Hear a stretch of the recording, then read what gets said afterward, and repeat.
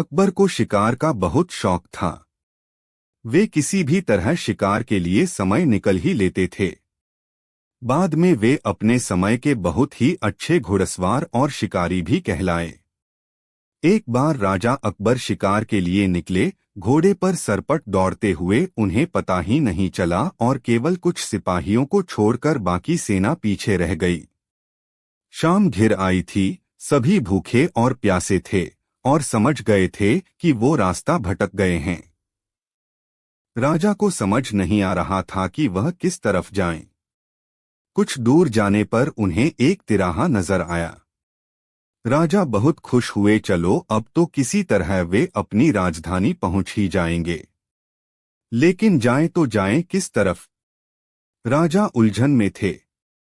वे सभी सोच में थे किंतु कोई युक्ति नहीं सूझ रही थी।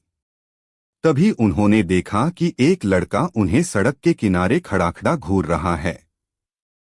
सैनिकों ने यह देखा तो उसे पकड़कर राजा के सामने पेश किया। राजा ने कड़कती आवाज में पूछा, ऐ लड़के, आगरा के लिए कौन सी सड़क जाती है? लड़का मुस्कुराया और कहा, जनाब, ये सड़क चल नहीं सकती तो ये आगरा कैसे जाएगी? महाराज, जाना तो आपको ही पड़ेगा। और यह कहकर वह खिलखिलाकर हंस पड़ा।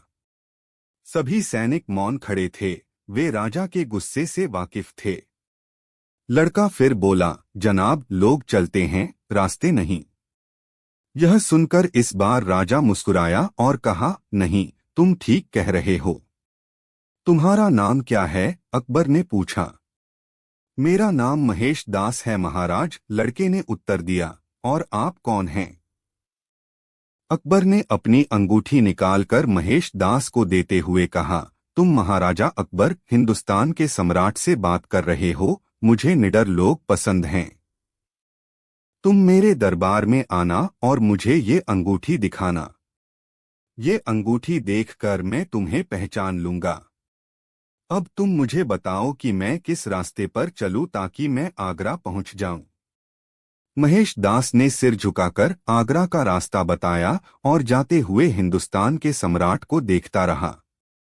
इस तरह अकबर भविष्य के बीरबल से मिले। इस कहानी में दिखाया गया है कि समझदारी और विवेकपूर्ण विचार के साथ समस्याओं का सामना करना बहुत महत्वपूर्ण होता है।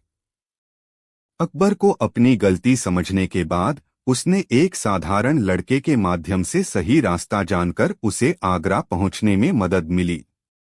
इससे हमें यह सीख मिलती है कि जीवन में समस्याओं का सामना करने के लिए हमें समय समय पर समझदारी और बुद्धिमत्ता दिखानी चाहिए।